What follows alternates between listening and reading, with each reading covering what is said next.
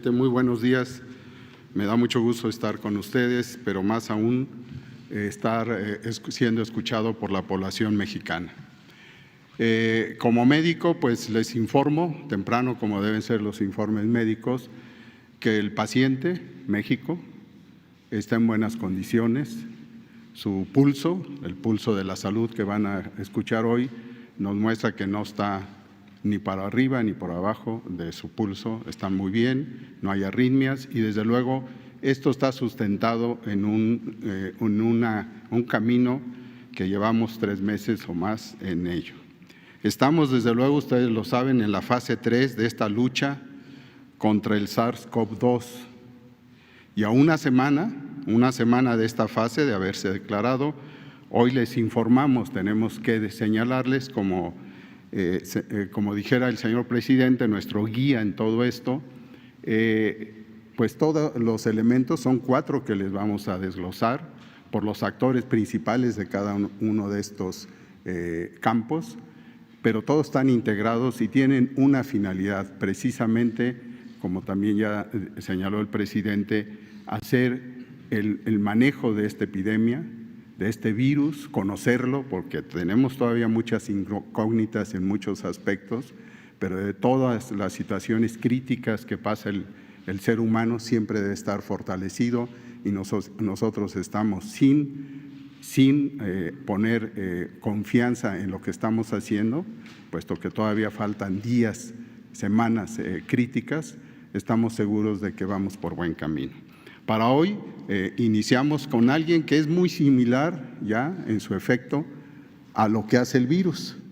El virus en nuestro sistema, una pieza clave que tendré en algún momento o tiempo para explicarles es crear memoria. Como nuestras actividades crean memoria histórica, el sistema inmune está creando memoria. Y ustedes están creando memoria hacia Hugo López-Gatell. Su informe técnico de capacidad de epidemiólogo de ser humano, pues nos lleva a esperarlo y ya decir, pues hay memoria, pues ¿qué falta? Va a estar difícil que lo olvidemos después de esta epidemia. Él nos va a precisar tanto a nivel técnico, tanto a nivel mundial como en México, de cuál es el devenir de este virus, cuáles son sus elementos hoy. Y desde luego nos va a agregar un extra muy actualizado, muy importante en esta fase 3, que es el censo de camas y de unidades de terapia intensivas, o sea, camas que tienen como centro importante el contar con equipos de ventilación, los ventiladores, y esto desde luego es muy importante. A continuación también con otro de los elementos que se requiere tener a punto, y lo tenemos a punto, es el de los insumos en general de protección para la población, pero en particular para aquellos héroes, estas heroínas que trabajan día a día manteniéndonos a raya al virus. Esto lo va a señalar, como ustedes saben, el doctor Calderón Alipi. Y a continuación, otra de las áreas que tiene su historia de haber sido relegada, que es la formación de recursos, y vamos a ver cómo está la capacitación de aquellos especialistas que han mostrado yo le llamo polivalencia, de médicos generales han estado capacitados para lograr el nivel de especialización que se requiere, sumado a los especialistas que tienen formación ya de muchos años. Y esto en una pirámide de 25 por 1, realmente están siendo también parte de la historia de esta acción sanitaria. Para ello, Alejandro Esbarch les actualizará y asimismo también tenemos la información de cómo va, a través del maestro Zoé Robledo, cómo va la relación con los hospitales privados y su inicio en las actividades también a unos cuantos días de esta acción. Entonces, bajo esta dinámica, le pido a Hugo López-Gatell que nos informe, por favor. Señor presidente, señor secretario, muchas gracias por sus palabras. Secretario, canciller, compañeros y compañeras, queridos periodistas y audiencia en general. Vamos a presentar, para dar contexto, el informe técnico que presentamos ayer y voy a comentar algunos detalles específicos. Este es el corte de ayer por la tarde. Tenemos en el panorama internacional lo que ha venido ocurriendo es que la región de América progresivamente tiene la mayor proporción de casos acumulados comparado con Europa, que ya empieza a tener una reducción de la carga diaria de enfermedad. Tenemos prácticamente 3 millones de personas que han tenido enfermedad por COVID, 2.878.000, y la letalidad se ha mantenido relativamente estable en las últimas 3 días con 6.9%, pero además tenemos que la proporción de personas que tienen enfermedad en los últimos 14 días se ha reducido también importantemente. Y recordarles que esto es importante porque la carga de enfermedad, el motor de la epidemia son los casos de los últimos 14 días, son las personas que son contagiantes. Desde luego se han descrito personas que permanecen por más tiempo contagiantes, pero son las menos, la gran mayoría son en los 14 días.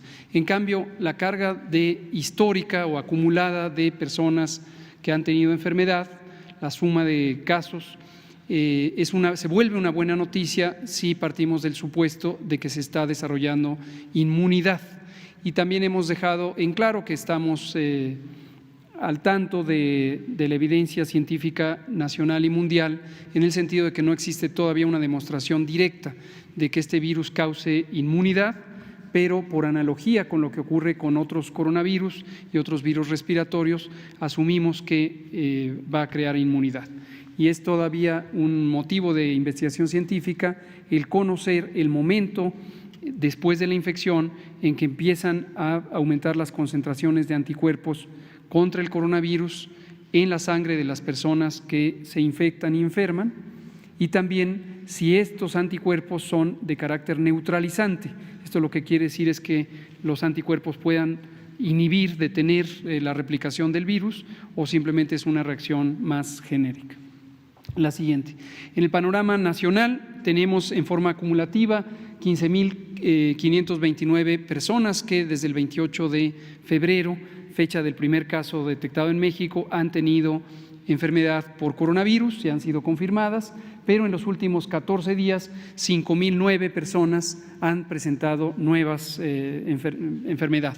Entonces, estos 5.009 son los que son de interés particular, porque es la epidemia activa. Desafortunadamente, 1.434 personas han perdido la vida por haber padecido la forma grave de COVID, la enfermedad causada por el nuevo coronavirus, y más de 70.000 personas han sido detectadas en su momento como casos sospechosos, estudiadas con las pruebas de laboratorio, y se ha verificado que de esas 71.000 o más de 71.000 son las 15.000 las que han tenido la enfermedad. La siguiente.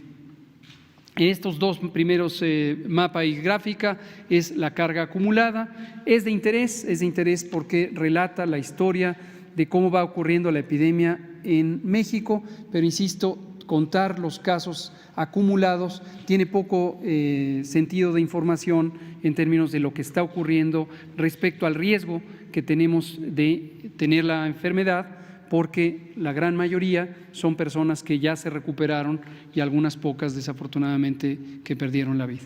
La siguiente, se ve la misma información que en el mapa, y es cómo se ha ido presentando en forma acumulativa la enfermedad por entidad federativa, con la Ciudad de México la que ha tenido la mayor cantidad de casos. Por razones obvias es la zona más poblada, pero también al ser la zona más poblada es la que tiene la mayor eficiencia de transmisión y de contagios. La siguiente muestra, en cambio, los 5.009 personas que en los últimos 14 días han tenido la enfermedad, y esto permite distinguir con mayor claridad cuál es la dinámica de transmisión que existe en las distintas entidades federativas. Vemos que hay 5 zonas del país que son de mayor interés respecto a la intensidad de transmisión: la zona metropolitana del Valle de México, que es la Ciudad de México y los municipios conurbados en el Estado de México; la zona de Baja California, particularmente las 2 ciudades principales del norte, Mexicali y Tijuana; también en la zona de Cancún, el municipio de Benito Juárez, aunque ahí aparece pintado de amarillo todo Quintana Roo, en realidad la transmisión es en este municipio de Benito Juárez. En el caso de Tabasco tenemos varios municipios de distinto tamaño que tienen también propagación dispersa. La siguiente se muestra en forma gráfica: Ciudad de México, Estado de México, Tabasco y Sinaloa, los estados que tienen mayor transmisión. En el caso de Sinaloa es particularmente Culiacán. La siguiente se ve cuando queremos comparar entre poblaciones de distinto tamaño, que es la forma más adecuada de hacerlo, para considerar que no se pueden comparar poblaciones grandes con poblaciones pequeñas en el número de casos, porque obviamente va a haber más casos, más personas enfermas donde hay mayor población. Se usa la tasa de incidencia. Esta es una medida de uso muy común en epidemiología que permite comparar a poblaciones de distinto tamaño respecto a la intensidad de un fenómeno nuevo, en este caso las personas que tienen COVID.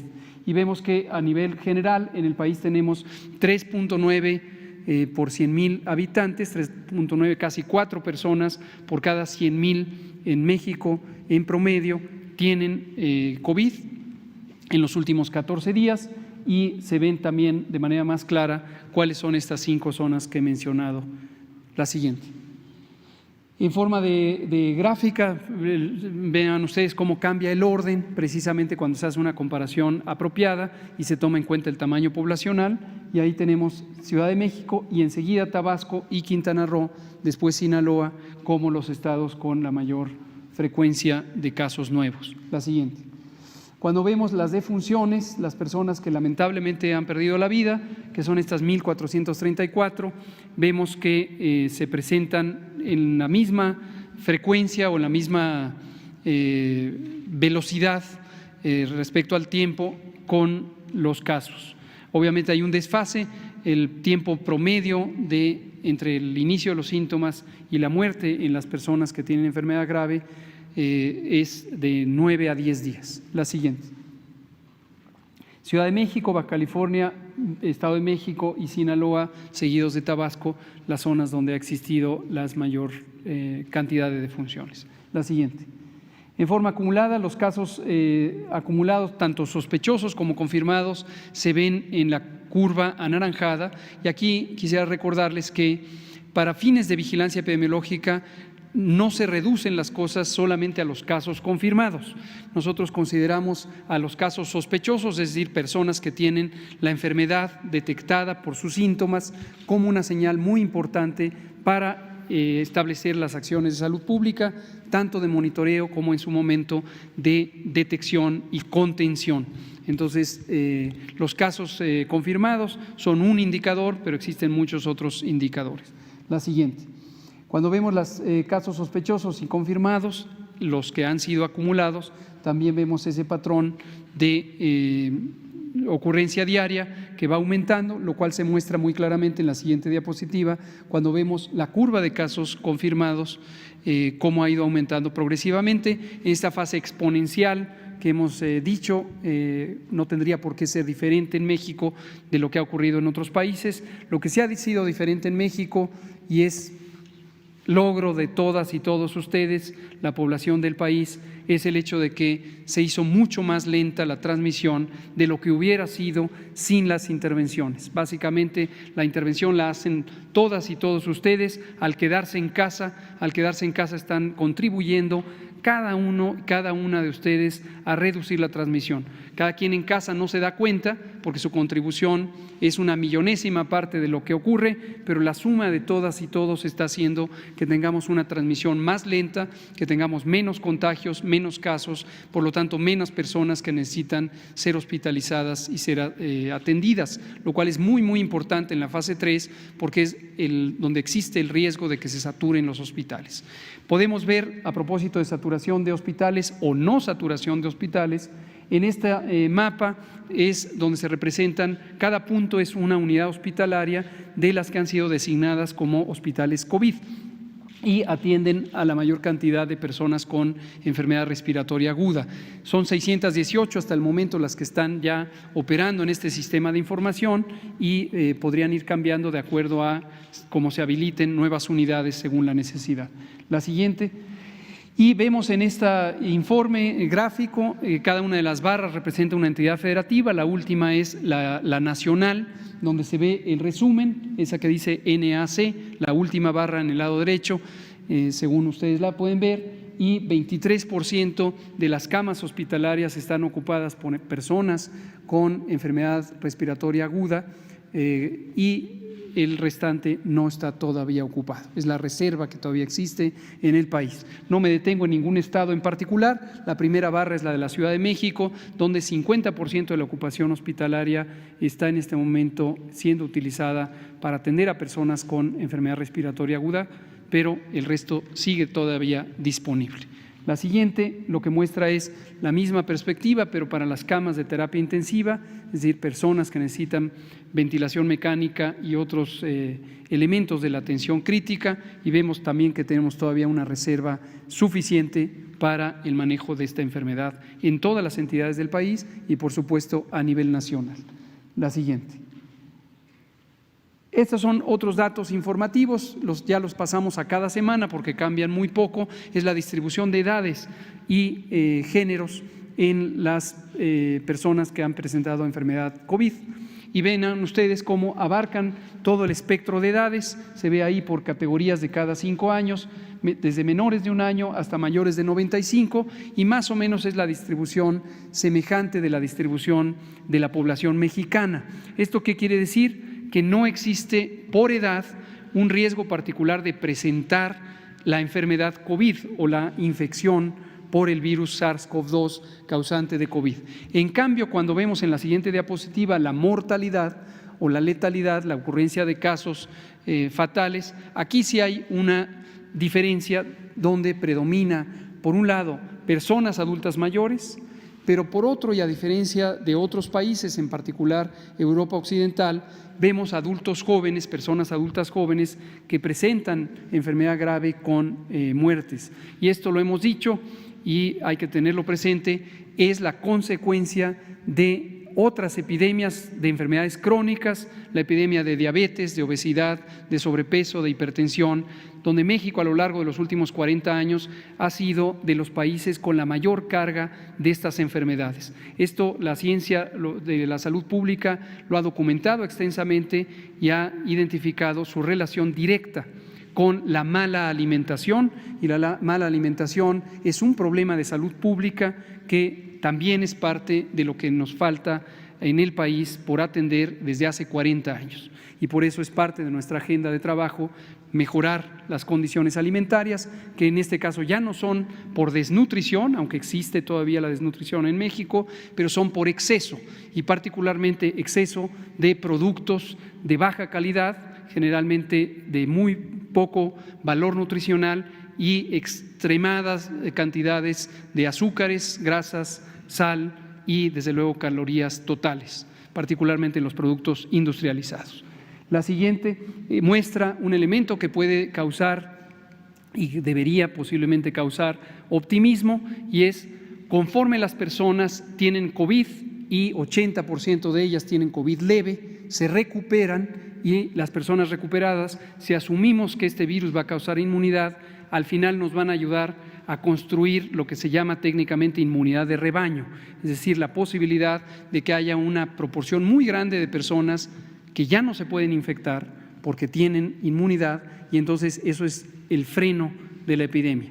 Esta epidemia, recordémoslo, para esta enfermedad no existe un tratamiento específico contra el virus y tampoco existe una vacuna todavía, y posiblemente no va a existir una vacuna en los próximos 2 a 3 años, en el mejor de los casos. Pero si se desarrolla inmunidad, esto va a hacer que la epidemia se detenga no solo en México, sino en el mundo. La última diapositiva lo que muestra es este índice del porcentaje de positividad, es decir, cuántas personas que tienen COVID, que es la enfermedad causada por el virus, y que sus síntomas principales son fiebre, dolor de garganta, tos, más dolor de cabeza, escurrimiento de la nariz, dolor de cuerpo, etcétera. ¿Cuántas de las personas que tienen esas características, ese síndrome clínico, resultan positivas al virus cuando se hace la prueba de laboratorio. En este momento tenemos en promedio 50%, casi 48% de las personas que tienen este virus, y esto, como suele ocurrir en las epidemias, va a ir aumentando progresivamente, quizá llegue como a un 60-65% en el momento de mayor transmisión en mayo. La siguiente, me parece que esta fue la última. Gracias.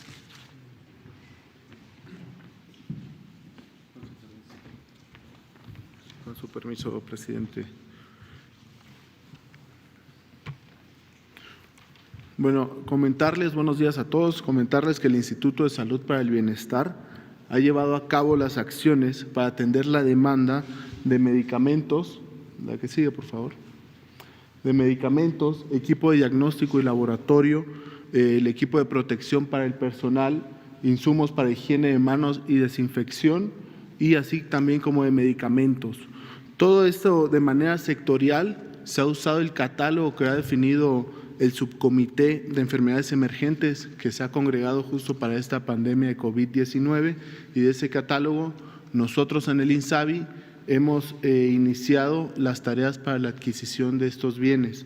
A la fecha se han distribuido más de 13 millones de piezas, en total se han adquirido más de 58 millones y se espera que estos, dependiendo de cómo se vaya comportando la pandemia o la enfermedad, vayamos adquiriendo más insumos. En estos cuadros les muestro cómo se ha ido entregando,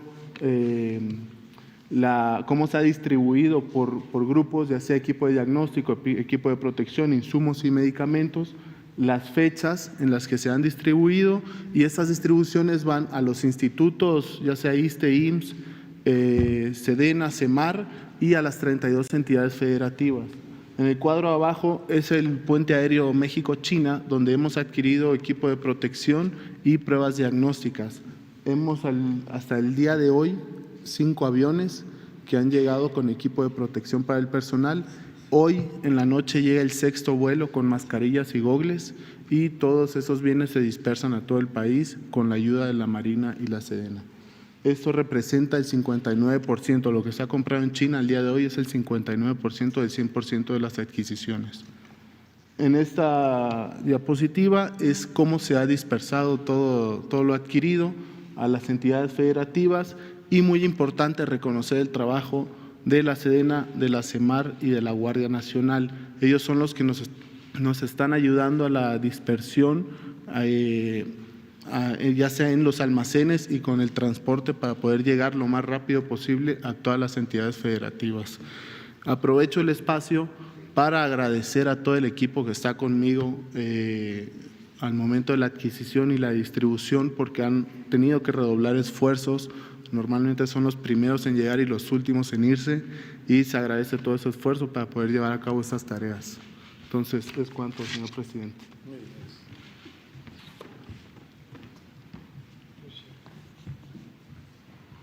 Con su permiso, señor presidente, señor secretario.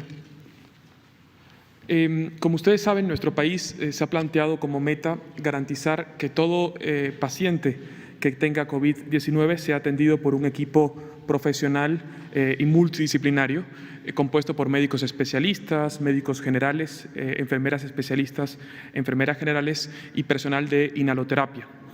Para ello hemos hecho una importante convocatoria conocida por ustedes, y estamos avanzando en la conformación de los equipos de atención en el modelo que creó la Secretaría de Salud Federal.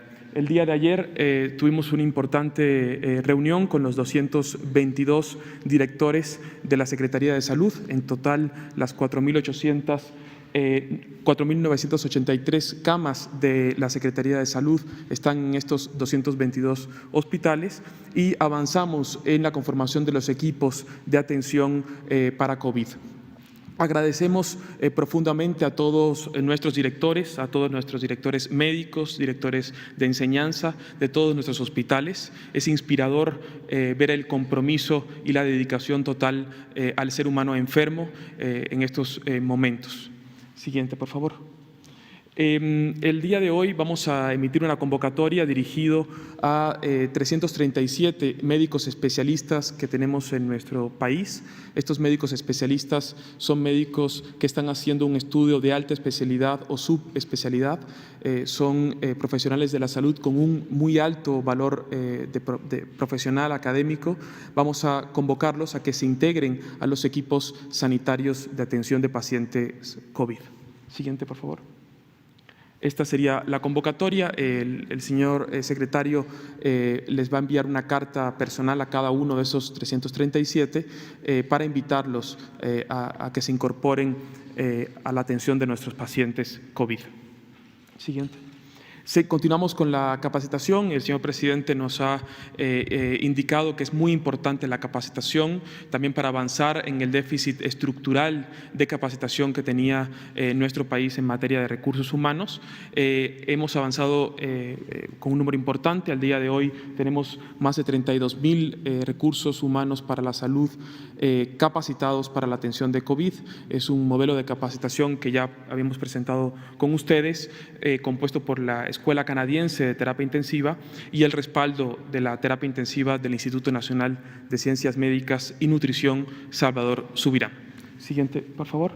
Estos son, creemos que es la mejor manera de continuar llamando a nuestros profesionales de la salud. Son nuestros héroes, son nuestros médicos y médicas del bienestar, nuestras enfermeras y enfermeros, nuestros inhaloterapeutas que ya están trabajando. Todos ellos son médicos que se inscribieron en nuestra convocatoria y que de forma voluntaria dedican un esfuerzo muy importante todos los días para atender a nuestros pacientes COVID. Para todos ellos, nuestro querido agradecimiento, nuestro respeto, nuestro amor, y invitar a todos los profesionales de la salud a que se sigan incorporando a este llamado que nos hace la patria para garantizar que todos los pacientes que existan en nuestro país tengan una atención de calidad y efectiva de esta patología. Tenemos un pequeño video que ilustra el proceso de contratación y el avance del mismo. Siguiente. Frente al COVID-19, los profesionales de la salud están llamados a hacer historia.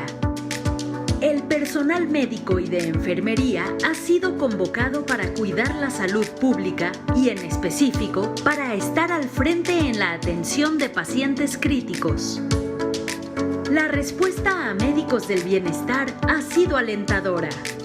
Hasta mediados de abril, el Instituto de Salud para el Bienestar ha enviado para contratación a 8,250 profesionales de la medicina y enfermería.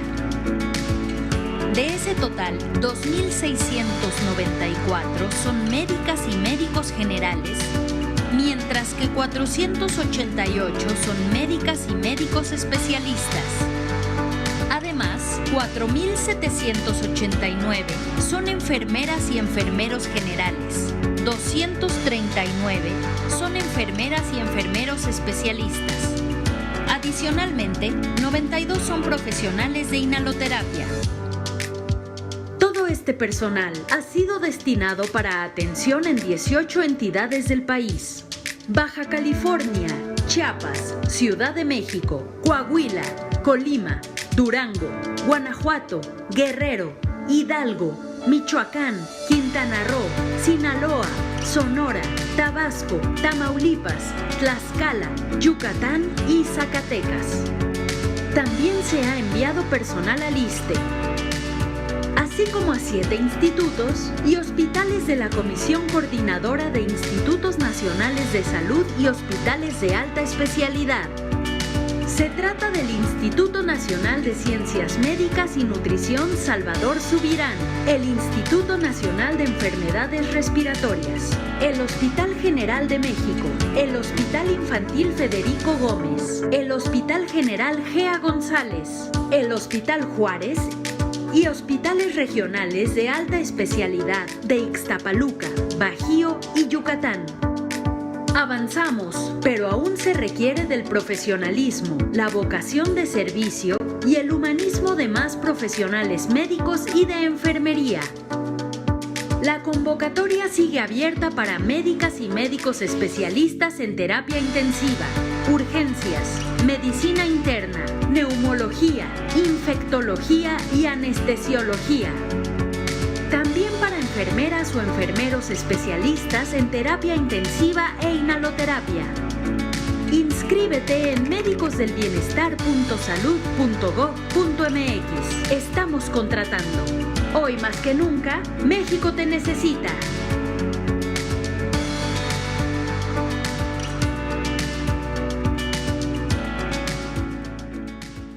Esta convocatoria también nos ayudará a saldar la deuda histórica que tenía nuestro país en materia de recursos humanos. Teníamos un déficit estructural de recursos humanos, sobre todo de médicos especialistas y personal de enfermería especialista. Y esta convocatoria pues, solicita hace un llamado muy atento, respetuoso a todos nuestros médicos a que se incorporen a este compromiso por el país. No quisiera dejar el micrófono sin recordar el llamado también a los médicos de entre 60 y 65 años a que se incorporen, tendrán un sobresueldo del 30%. Es importante señalar que estos profesionales los vamos a incorporar a hospitales no COVID y de esta manera también garantizaremos la atención de pacientes que continúan llegando a nuestros hospitales por padecimientos diferentes al de este virus. Muchas gracias.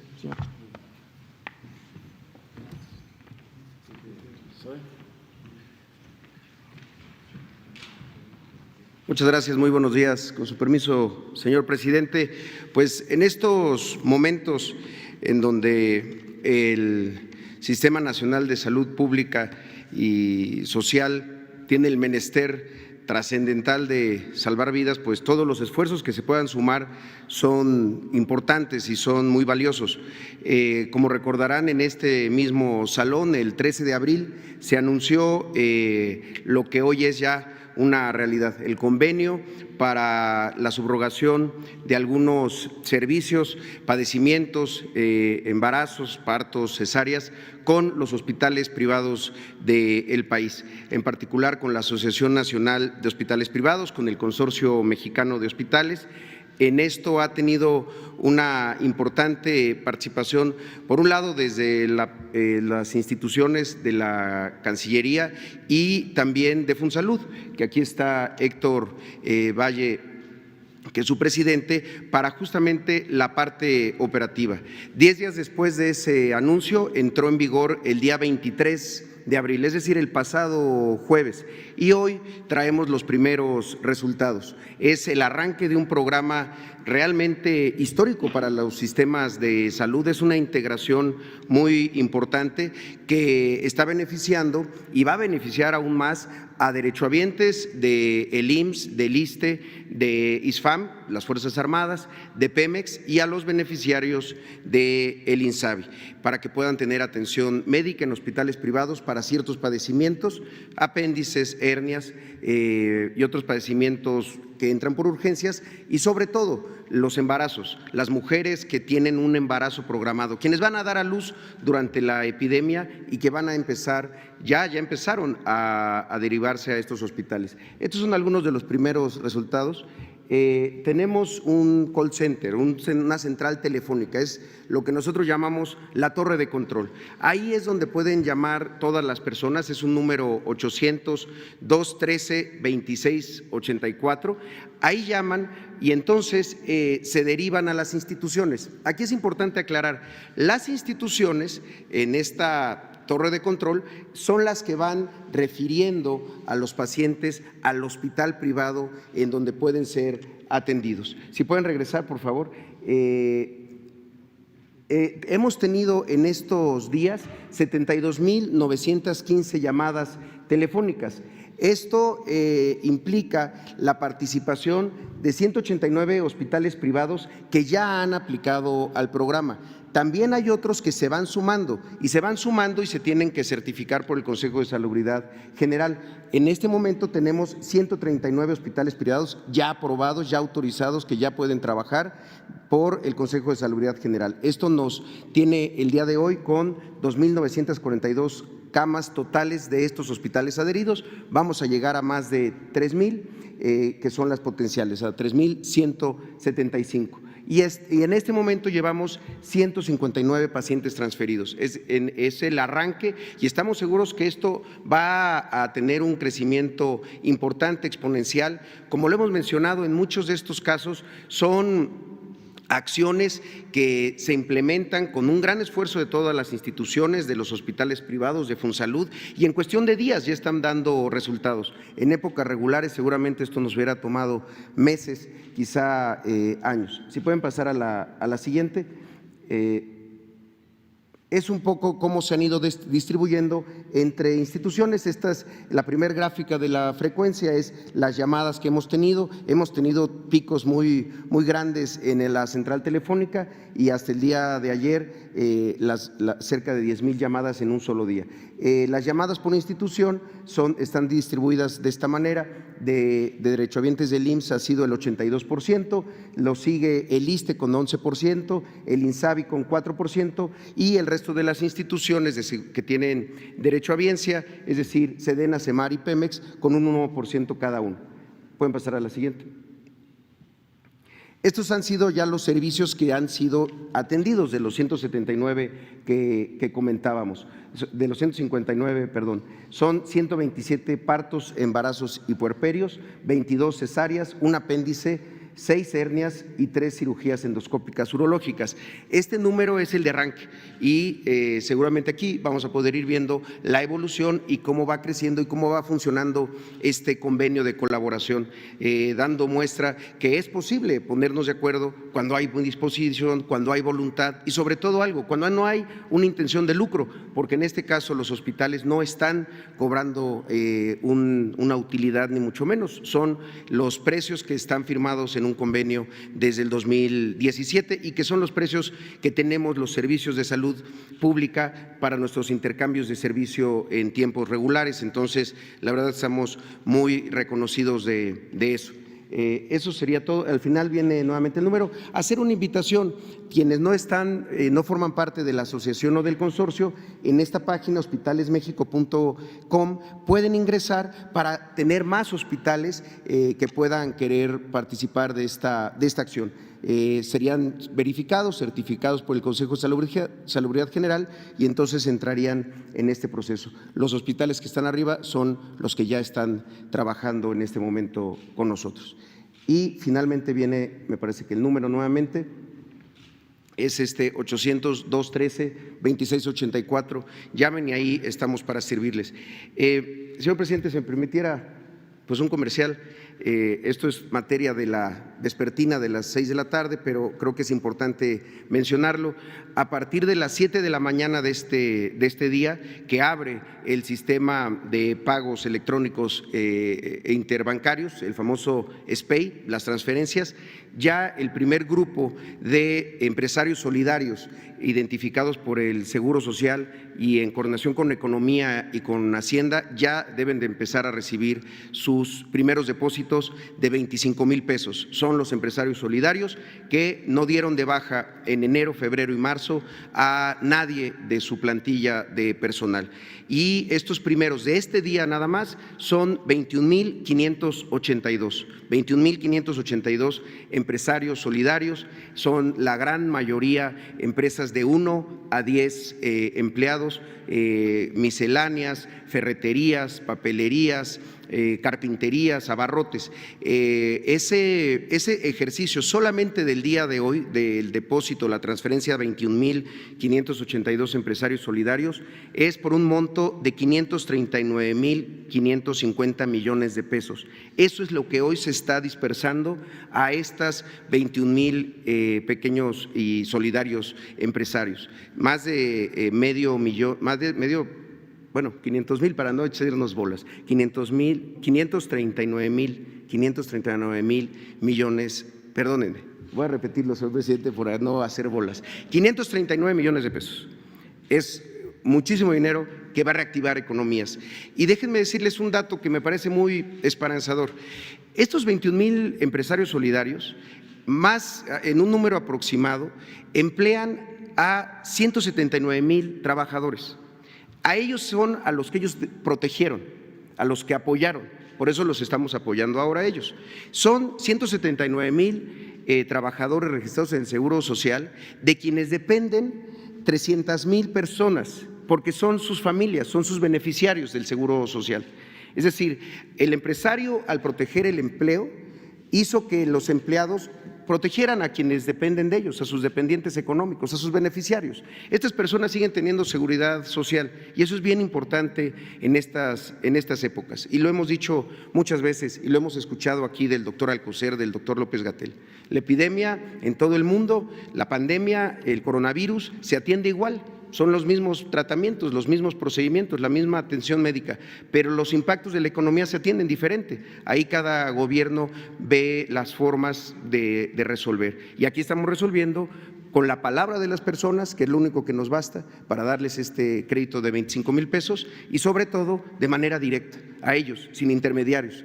Y eso es lo que está ocurriendo el día de hoy y así estamos informando todos los días a las 6 de la tarde cuántos serán mañana, qué monto. Al día siguiente, así hasta que lleguemos y seguirlos invitando a los 645,000 empresarios solidarios a que se acudan a la página del IMSS y hagan su registro y su validación. Sería todo por mi parte, presidente. Gracias.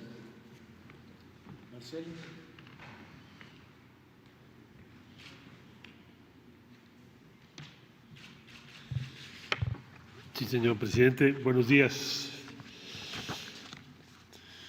Bueno, comentarles de la manera más breve que pueda yo lo que han sido las actividades internacionales de esta última semana. En primer lugar, algo que ustedes me habían preguntado la semana pasada, donaciones internacionales, ¿cuáles tenemos? Hemos recibido 7 por conducto de la Cancillería, que son de empresas o asociaciones provenientes de China, Corea del Sur, Dinamarca, los Estados Unidos de América y Suiza.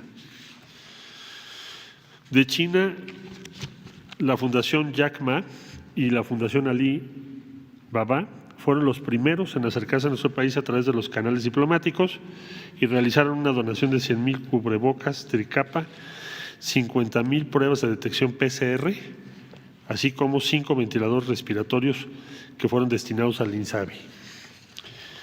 La Asociación de Dongguan de Amistad con Países Extranjeros, así como la Asociación de Empresarios Shonghua, ambas de China, donaron 65,000 cubrebocas tricapa a instituciones del sector salud. De Corea, Dasung Co. Limited donó 100 trajes protectores y 10 litros de gel antibacterial, ambos al INSABI. La empresa Lego danesa donó al Gobierno de México 8,000 lentes especiales y caretas protectoras para los médicos. Direct Relief, asociación no gubernamental con sede en Estados Unidos, donó 1,000 mascarillas N95. La farmacéutica Novartis donó 3,600 frascos con 100 tabletas de hidroxicloroquina para brindar tratamiento a 20,000 pacientes COVID-19 bajo protocolo clínico. Todas estas donaciones se han entregado a INSABI o a instituciones del sector salud. Compras internacionales, soy breve, tenemos 610 respiradores mecánicos hechos en Suiza, que llegan en mayo, y 390 que llegan en los primeros días de junio. Esto corresponde al compromiso que hicieron los Estados Unidos con México. El puente aéreo con China, bueno, el día de hoy estaremos cumpliendo el vuelo número 7. Se me ha preguntado por qué el ritmo, por qué no mandamos aviones muy grandes y traemos todo de una vez, porque no son inventarios, se van produciendo. Recordemos que China tuvo, de hecho tiene todavía, una situación también de emergencia por la pandemia. Entonces se combinaron estas fechas en función de la capacidad de producción. El día de hoy se reciben más caretas protectoras y goggles para los médicos. Algunas imágenes aquí de las compras internacionales que ustedes ya conocen. Ya se informó de la distribución de los insumos que ha estado a cargo con el respaldo de la Secretaría de la Defensa Nacional, de la Secretaría de Marina y de la Guardia Nacional, a quienes mucho les agradecemos su crucial, decisiva participación en todas las actividades que hemos emprendido. A continuación paso a informarles de la protección y atención a las mexicanas y mexicanos en el exterior en la pandemia. La primera acción que ustedes también conocen tiene que ver con repatriación de mexicanas y mexicanos en el exterior. Aquí el objetivo ha sido procurar la asistencia consular a los mexicanos afectados en el exterior por la pandemia actual. Se ha tenido una gran colaboración con la Fuerza Aérea Mexicana, a quien también le agradezco muy especialmente su esfuerzo, su participación, su dedicación, al Instituto Nacional de Migración, desde luego a la Secretaría de Salud y a otras dependencias del Gobierno de México y líneas comerciales que nos han ayudado en este esfuerzo de alcance global. Las 80 embajadas han participado, los 67 consulados, para repatriar en total a 10,547 mexicanas y mexicanos en los 5 continentes. Se publicó, como ustedes conocen seguramente ya, la nueva guía de traslado de restos para nuestras representaciones en el exterior, que suelen ser, además de lo doloroso y lamentable de los acontecimientos que estamos viviendo y de quienes se enferman y pierden la vida, el trámite, el procedimiento para tener los restos de sus familiares en México suele ser muy complejo, por eso se elaboró esta guía y se ha trabajado con mucho cuidado. Aquí algunas imágenes de las repatriaciones, esta es de Brasil, de Bolivia y Perú, de Turquía vía Canadá, y aquí el cuadro general que nos dice cuántos mexicanas y mexicanos han sido repatriados. 10,547, como les informé a ustedes, el mayor número de América Latina, 5,178. En segundo lugar de Europa, 3,775. Y enseguida del continente o región Asia-Pacífico, 734. En lo que hace a la red consular, en particular en los Estados Unidos, que también fue motivo hace 8 días de preguntas de ustedes. ¿Qué es lo que se ha trabajado? Hay varias líneas de acción. Atención a través de las distintas líneas telefónicas. Cada consulado tiene su línea de emergencia. Ahí se da servicio todos los días. Las redes sociales, el Centro de Información y Asistencia a Mexicanos, CIAM, que está especializado en casos de protección. Desde Estados Unidos, aquí aparece el número, es 520-623-7874, y desde México 001-520-623-7874. Ha habido atención presencial en casos de emergencias, mucha coordinación de los consulados con autoridades y aliados locales que se han movilizado. Aquí tienen ustedes algunas imágenes. Estos son Los Ángeles y Oxnard. Aquí hay entrega de despensas, material de protección frente al COVID. Tienen ustedes aquí también el consulado de Little Rock o el de San Diego en estas imágenes, cómo están trabajando vía virtual y movilizándose. El consulado de Houston, el de Tucson, algunos de los más que tienen más trabajo. Chicago, por supuesto, El Paso. Hay asistencia laboral por despidos injustificados, que también ha sido otra experiencia muy difícil, la situación laboral. Y atención en casos de emergencia. Aquí tienen ustedes una imagen del consulado en San Francisco. La asistencia consular tiene que darse a todos y muy especialmente a los connacionales o que están enfermos y nos piden apoyo, o en aquellos casos donde las familias nos piden respaldo para el traslado de los restos de fallecidos por esta pandemia. El señor presidente nos autorizó un aumento del presupuesto para el apoyo económico para este fin, que les acabo de decir, 375 millones de pesos. Estamos en comunicación con las autoridades locales, hemos encontrado mucho apoyo en general en los Estados Unidos por parte de las autoridades locales. Orientación a través de las ventanillas de salud. Estas ventanillas se instrumentaron con la Secretaría de Salud desde el inicio del gobierno. Han sido un instrumento muy valioso ahora. Han atendido a 330,000 personas al día de ayer. Seguimiento puntual de mexicanos que están en detención, muy relevante, porque están en centros de reclusión y nos ha preocupado mucho su situación. También el presidente nos ha pedido que sigamos eso con especial cuidado. Ponerle atención y tratar de coadyuvar a reducir y evitar la violencia doméstica, que sí ha crecido, sí lo hemos registrado en los consulados, condiciones de salud y la guía que ya les referí. Gracias. Ahí tienen ustedes enseguida, les voy a presentar los números. La que sigue, por favor. De una síntesis de lo que han hecho las ventanillas de salud, coordinación aquí con el señor secretario y su equipo. El número de atendidos, 334,221. El número de beneficiarios quiere decir a quienes hemos podido participar directamente para que tengan atención médica, 133,381 al día de ayer. Salud mental, nos han pedido apoyo 1,526. Y se han realizado 10 talleres y sesiones de atención psicológica, 110, perdón, talleres y sesiones de atención psicológica. Algunas imágenes, ahí aparece el consulado en Chicago, el consulado en Houston, y pues yo les agradezco desde aquí a todo el personal de los consulados su dedicación y su trabajo, que la verdad han hecho un trabajo extraordinario. La situación más difícil la hemos vivido en Nueva York. En Nueva York, además de todas las acciones que acabo de referir, se ha reforzado al consulado para poder dar atención. Y les voy a explicar ahora con los números por qué ha sido más difícil o el lugar más difícil en la Unión Americana para nuestros connacionales. La gráfica que sigue son contagios.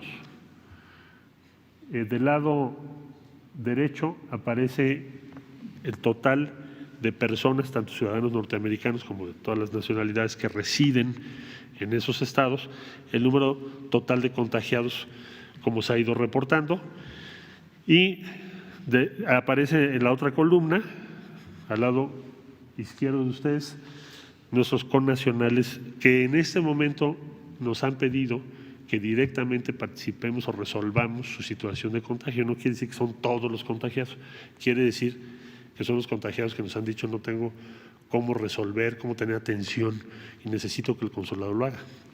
Como ustedes pueden ver en esta información, Nueva York tiene 91 de un total de 154, en primerísimo lugar.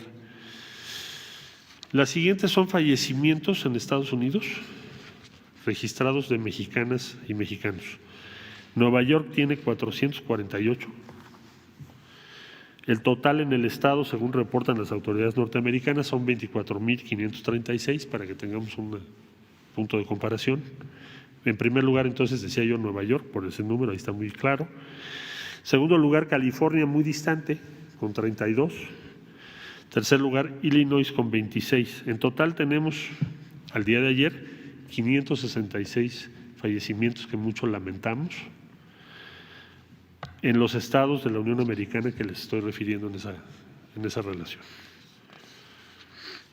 En el resto del mundo, ¿cuántos fallecimientos y contagios? Contagiados bajo supervisión solicitada a los consulados y o embajadas, tenemos 49.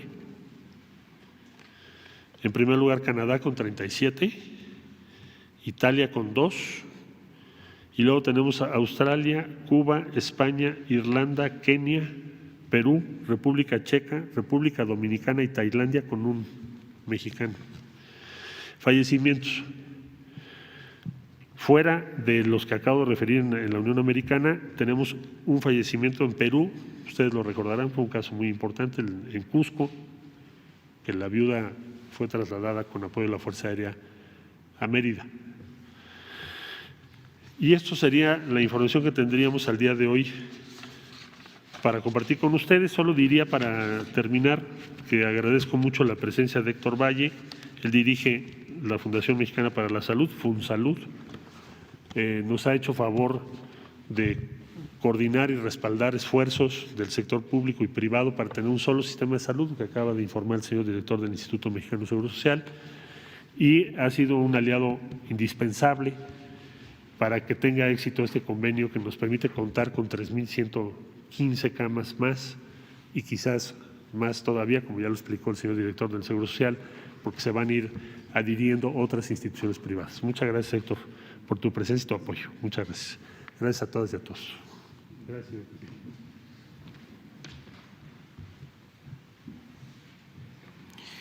Héctor, ¿no quieres exponer algo?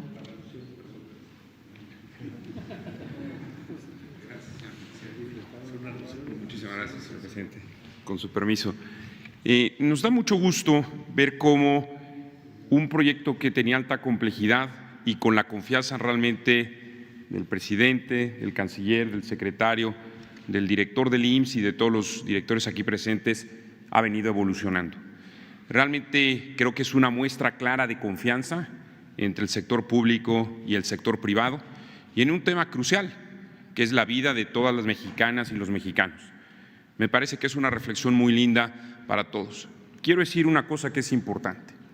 No tienen idea la cantidad de llamadas que hemos recibido de otros hospitales queriéndose adherir al programa. Y por eso la invitación que hizo el maestro Zoé Robledo, diciendo los hospitales se pueden adherir en esa dirección que es Hospitales por México, para que realmente apoyen en la materia. Y eso resalta la gran voluntad de la gente de decir quiero ayudar, quiero apoyar en una situación de crisis. Y creo que eso lo debemos destacar de manera muy positiva. Pequeños empresarios que tienen su hospital al interior del país y que dicen yo me sumo. Y eso me parece que es algo que debemos de resaltar como algo muy positivo. El compromiso inicial era de 3.115 camas y todo parece indicar, como ya lo decía el canciller, que van a ser más. Justo eso es la voluntad de un montón de personas que realmente tienen ese espíritu de ayudar. Y muchísimas gracias. Nosotros en la Fundación Mexicana para la Salud seguiremos colaborando con todos ustedes, señor secretario, canciller, directores y señor presidente. Muchísimas gracias.